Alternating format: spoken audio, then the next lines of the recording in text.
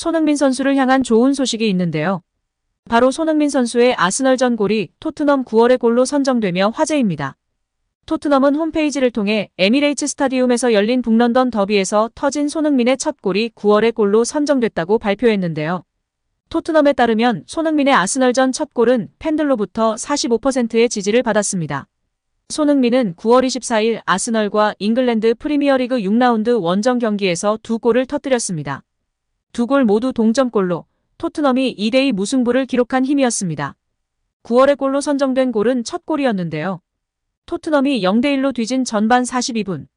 혼전 상황에서 공을 잡은 제임스 매디슨이 왼쪽 측면을 무너뜨린 뒤 배달한 컵백. 공을 향해 달려든 손흥민은 수비수 3명 사이에서 왼발로 방향을 바꿔 골문을 활짝 열었습니다. 최근 BBC 방송에서 EPL 최다 골 레전드 공격수인 앨런 시어러가 리그 최고 공격수를 만드는 조합에서 손흥민을 선정하였고 많은 이들이 예상한 스피드, 양발 능력이 아닌 축구 지능으로 선정하였습니다. 손흥민의 축구 지능은 매우 놀라운 수준이다. 그의 움직임, 판단력, 전술 이해도는 세계 최고 수준이다. 이미 포스테코글루 체제에서의 원톱으로 증명하고 있다. 그의 움직임으로 인해 상대의 수비 라인이 흔들리고 있고 문전쇄도, 타이밍, 동료들과의 연계 플레이, 슈팅 타이밍 등 모든 것이 완벽한 상황이다. 환상적이다. 라며 극찬했습니다. 여기에 영국 이브닝 스탠다드는 쉽게 골을 넣었다. 다만 두 번째 골은 알리송의 선방에 막혔고 또 히샤를리송의 오프사이드로 취소됐다면서 이제 윙어라기보다는 엘리트 센터 포워드처럼 느껴지고 있다고 평가했습니다. 또 다른 매체 90민도 비슷했는데요. 손흥민을 향해 포처로서 새로운 선수 경력을 쌓고 있다고 설명했다. 사냥꾼이라는 의미로 축구에서는 오프사이드 트랩을 무너뜨리고 또 빈 공간을 침투해 골을 넣는 골 사냥꾼이라는 의미로 통하는 스트라이커를 말합니다. 여기에 축구 전문가 폴 머스는 영국 스카이 스포츠를 통해 손흥민은 환상적이었다. 그는 왼쪽 측면에서 시즌을 시작했지만 벌리전에서 최전방 공격수로 자리 잡은 이후 뒤를 돌아보지 않았다. 손흥민은 자신에게 공간을 만들고 박스 안에서 공간이 생기면 훌륭한 마무리를 보여준다. 손흥민의 가장 큰 장점은 양발을 모두 활용해 마무리를 할 수 있다는 점이다. 손흥민이 좋은 흐름에 탄 순간에는 아무도 그를 잡을 수 없다라며 손흥민을 칭찬하며 화제가 되고 있습니다. 또한 토트넘 선배 벤트도 극찬 대열에 합류했는데요. 벤트는 프리미어리그 프로덕션에 출연해 손흥민은 환상적이었다. 케인이 떠난 상황에서 손흥민은 토트넘의 거의 축복이다면서 손흥민은 좌측면에서 출발했지만 벌리전에서 중앙 공격수로 이동한 뒤 절대 뒤를 보지 않았다. 정말 똑똑한 축구 선수다. 문전에서 언제나 공간을 만들고 우리가 알고 있는 훌륭한 마무리를 선보인다라고 극찬을 했습니다. 이어 벤트는 손흥민의 큰 장점 중 하나는 양발 마무리 능력이다. 폼이 좋을 때는 아무도 막을 수 없다.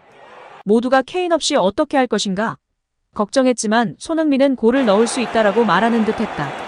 정말 뛰어난 활약이라고 덧붙였습니다. 여기에 스페인 언론에서 손흥민 선수에 관해 작심 보도를 하며 화제가 되고 있는데요. 스페인 매체 아스는 손흥민은 세계에서 가장 과소평가된 선수다는 주제를 조명하며 크게 화제가 되고 있습니다. 매체는 손흥민은 다른 스타처럼 세계적인 인정을 받은 적이 없다.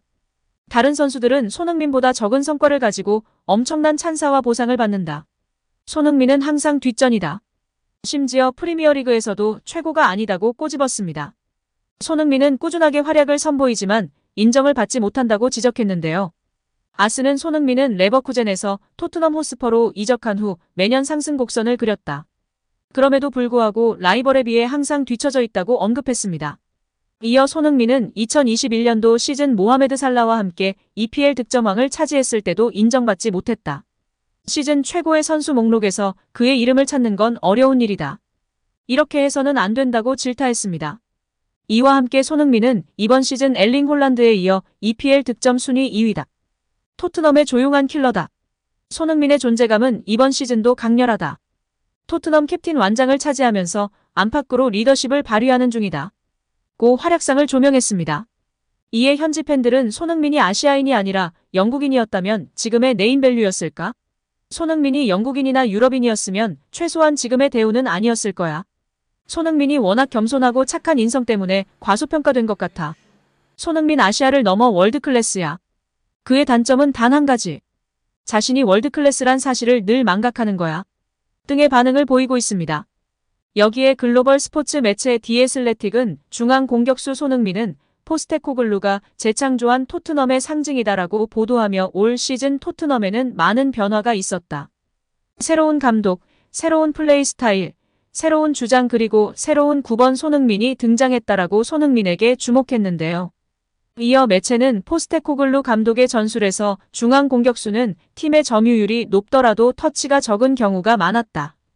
지난 시즌 셀틱에서도 후루아시 교고가 경기당 평균 14개 미만의 터치를 기록하면서도 스코틀랜드 프리미어십 최고 득점자로 시즌을 마쳤다.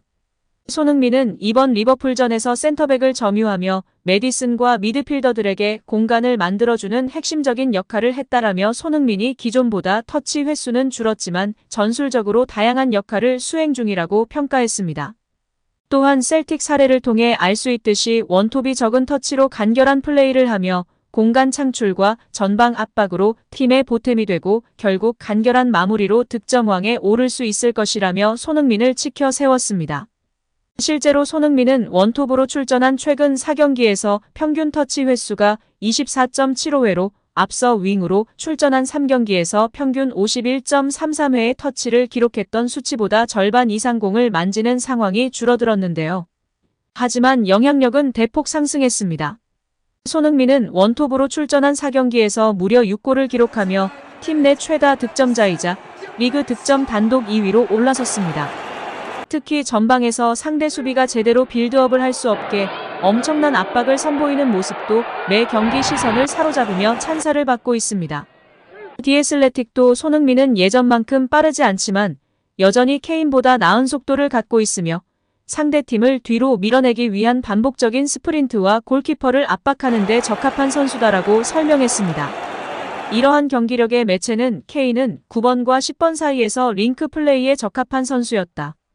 반면 손흥민이 9번 역할에 대해 해석한 것은 정확하게도 9번과 7번 사이, 어딘가에 있는 완전히 다른 프로필이다라며 기존 토트넘 축구에서는 볼 수 없었던 역할을 손흥민이 원톱에서 수행하며 포스테코글루 감독의 축구에 일조하고 있다고 평가했습니다. 디애슬레틱 보도에 따르면 포스테코글루 감독도 손흥민에 대해 우리가 플레이하는 방식이 손흥민에게도 잘 맞는 것 같다. 그는 우리가 리버풀의 가한 수비 압박을 주도했다. 지난해 그는 100%는 아니었다고 생각한다라며 올 시즌 더 나아진 손흥민을 칭찬했습니다. 매체는 또한 손흥민과 케인의 유사성을 비교하며 손흥민을 칭찬했는데요.